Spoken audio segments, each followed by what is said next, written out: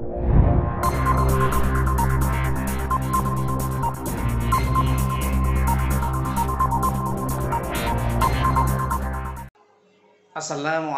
warahmatullahi wabarakatuh.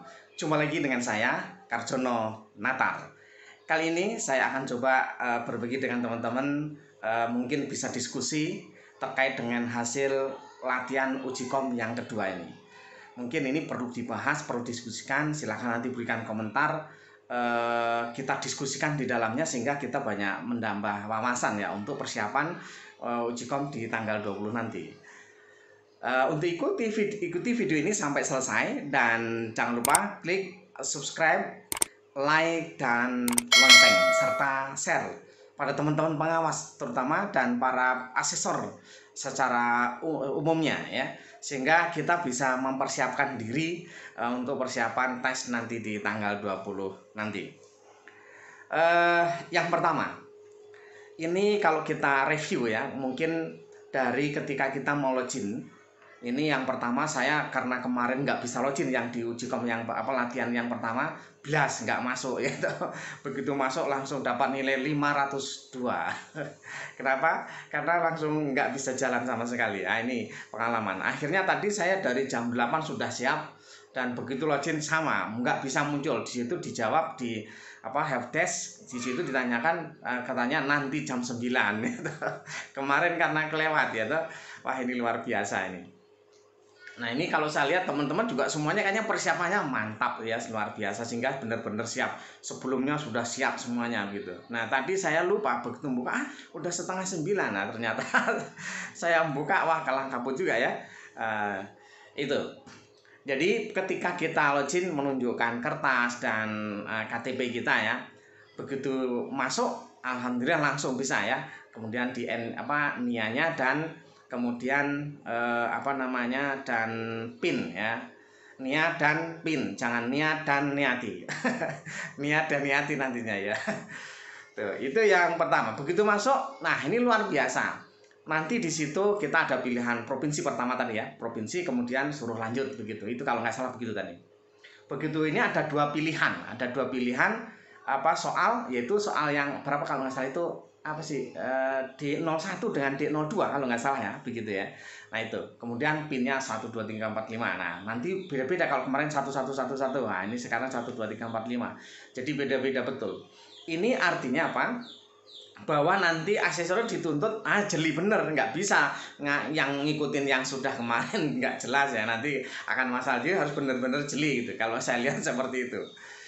Kemudian yang berikutnya terkait dengan soal. Nah, soal yang pertama yang di D01 itu terkait dengan masalah kayak PPKN lah, belajar ya. Pancasila bagi bangsa Indonesia sebagai apa ya? Apakah pandangan hidup bangsa? Kemudian dalam bernegara sebagai dasar negara ya. Itu bentuk-bentuk contoh yang menurut saya nanti tidak akan mungkin ditanyakan itu. Kalau menurut saya, tapi silakan nanti teman-teman bisa beri komentar. Misalkan tata cara, kalau nggak salah itu tata cara mengucapkan Pancasila. Wah, saya ngawur semuanya, saya ngawur aja itu, klik ngawur aja. Tadi tak jawab impres, apa bener apa enggak tahu, pokoknya yang penting saya jawab gitu ya, gitu. Karena saya berpikir kita sebagai asesor akan diuji kemampuan dalam uji kompetensi sebagai seorang asesor. Mesti pertanyaannya akan terkait dengan itu. Kalau terkait dengan kognitifnya ya, mungkin saya pikirnya begitu. Ini hanya contoh, berarti nanti soalnya bentuknya kayak begini, pilihan ganda, tapi terkait dengan masalah sesuai dengan kisi-kisi yang akan disampaikan oleh untuk asesor mungkin. Tapi bagi teman-teman mungkin bisa berbagi, artinya supaya kita juga sama-sama belajar gitu ya. Kalau saya kok berpikirnya soalnya modelnya seperti ini, tapi nanti sesuai dengan kisi-kisi yang ada di dalam buku pedoman itu, mungkin begitu ya, mungkin. Namanya juga nggak tahu kan gitu. Nah itu. Kemudian ada juga yang soal tentang kepribadian. Nah contohnya yang tadi itu kalau nggak salah itu bahwa semua pekerjaan itu ada job deskripsinya kalau nggak salah begitu ya. Kemudian bagaimana tindakan kita itu berarti kan menurut saya akan mengukur kepribadian kita, karena itu nggak mungkin salah ini salah itu, jawaban yang mana kemungkinan tidak salah kalau menurut saya gitu ya. Itu sih bayangannya seperti itu. Kemudian yang tadi apa namanya, buku saya dihilangkan oleh kawannya gitu ya, buku favorit tapi dihilangkan oleh teman dekatnya, kira-kira seperti apa? Nah itu kan mau jawaban yang mana saja ya boleh-boleh saja kalau menurut saya sih begitu. Tapi mungkin yang akan diukur itulah kepribadian kita kira-kira gimana nih ya, orang ini kalau misalkan seperti itu bagaimana, apa dia nanti pokoknya harus ganti, pokoknya nggak bisa, itu kan menunjukkan sifat kita yang seperti itu. Atau mungkin kalau sana bagaimana bukunya hilang, punya saya sebenarnya itu buku favorit saya tapi sekarang hilang. Mungkin seperti itu ya, mungkin barangkali ya gitu seperti itu. Kemudian ada juga yang mungkin juga kita dituntut, karena selama ini kan borang itu ya, bahkan kemarin saya sering ditelepon sama kawan-kawan dari sekolah itu ya, minta borang yang akreditasi yang sekarang. Dengan adanya perubahan itu kan sesuatu keniscayaan. Nah dengan adanya borang yang baru itu kira-kira tanggapan kita seperti apa? Nah itu juga menurut saya ya sama saja, itu nilainya berapa hanya untuk mengukur kepribadian. Mungkin tadi ya menurut saya itu soal-soal itu. Kemudian setelah selesai waktunya 10 menit. Wah, karena saya nggak mikir, jadi klik waktunya sisa 5 menit langsung selesai begitu saja. Karena saya sudah pengen tahu, nanti takutnya kayak kemarin nggak bisa masuk lagi gitu. Langsung saya masuk yang kedua. Nah, kemudian yang kedua di 02 kalau nggak salah ya, seperti itu. Saya coba juga di situ. Setelah saya amati kan di situ yang nomor 1 itu terkait dengan apa namanya logika ya. Yang itu menarik bagi saya, logika ya. Yang menarik itu semua dokter pandai mengobati lah, seperti itu kalau nggak salah. Semua dokter itu pandai mengobati. Sementara ada seorang itu kemarin kalau nggak salah itu si Pak Andi ya Pak, karena saya ingat teman saya Pak Andi Munandar namanya. Pak Andi itu bukan dokter. Nah begitu. Apa kesimpulannya nih? Itu kan logika semua ya. Artinya jika P maka Q. Nah kalau itu bukan P, nah kesimpulannya apa? Nah di sini kalau dalam secara matematis itu kalau jika P maka Q.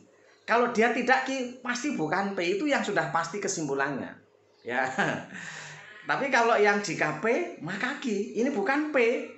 Nah, berarti bukan Q, apa seperti itu? Karena begini, ketika dia dokter dia pandai mengobati.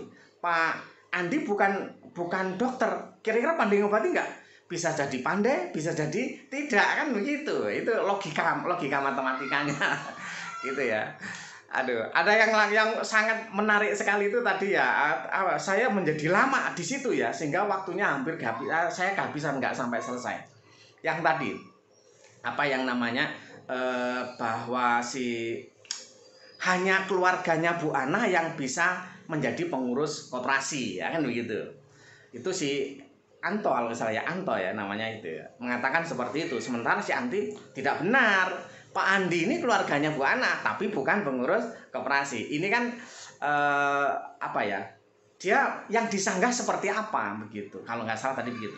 Ini karena menarik menjadi saya teringat, dan saya lama di situ ya, terpengaruh dengan soal ini ya. Jadi kalau katanya hanya keluarganya Bu Ana yang bisa menjadi pengurus koperasi, itu artinya kan semua pengurus koperasi semua keluarga Bu Ana adalah pengurus koperasi.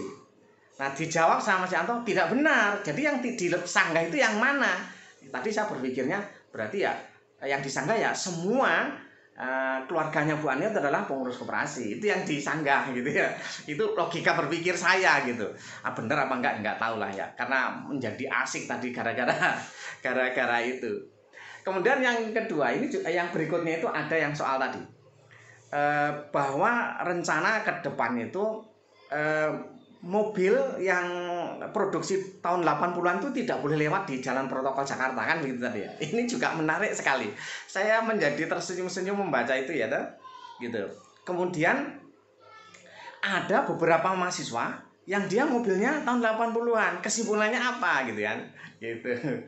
Nah, karena ini menggunakan ekuivalensi. Kalau seperti ini jelas menggunakan ekuivalensi ya. Jadi kalau jika mobil produksi tahun 2000-an tidak boleh lewat di Jalan Protokol Jakarta. Sementara ada beberapa mahasiswa yang membawa mobil produksi tahun 80-an, artinya dia tidak boleh lewat di Jakarta. Artinya ketika ada beberapa mahasiswa yang tidak boleh lewat di Jalan Protokol itu, maka ini ekivalen dengan ada beberapa mahasiswa yang boleh, karena dia tidak semua menggunakan mobil itu kan gitu. Itu logika berpikir saya gitu. Jadi ada yang menarik gitu ya. Kemudian yang pencerminan, nah ini juga wah luar biasa. Ini benar-benar menguji keterampilan, kecermatan ya. Itu dalam ini saya tadi enggak mikir yang pencerminan itu, langsung jawab A B karena waktunya habis kan gitu. Karena saya berpikir bahwa dalam latihan ini bukan diuji kemampuannya itu, tapi bagaimana menggunakan aplikasi atau sistemnya gitu. Itu yang saya ambil gitu. Jadi saya juga nggak mikir-pikir banyak. Cuman kalau yang di logika itu menjadi menarik karena logika matematik sekali gitu ya. Seperti itu. Nah mudah-mudahan ini juga teman-teman juga bisa memberi masukan ya di kolom komentar di YouTube saya ini. Kemudian kita sama-sama bisa berarti sama berpikirnya, berarti begini, mungkin jadi ulangannya jenisnya yang seperti ini atau bagaimana. Mungkin barangkali teman-teman bisa memberi masukan yang lebih banyak dan lebih baik ya, sehingga saya juga bisa belajar dari situ. Sukses selalu, tetap semangat, jangan lupa bantu saya klik subscribe, like, dan lonceng. Mohon maaf kalau ada kata-kata yang kurang berkenan, dan mungkin yang sampaikan justru tidak berkenan gitu. Saya mohon maaf yang sebesar-besarnya, dan saya akhiri. Assalamualaikum warahmatullahi wabarakatuh. I'm walking alone, the streets are empty. The only thing I can see is my own silhouette. I'm getting stronger, step by step. The clock is ticking, but there's no time for me.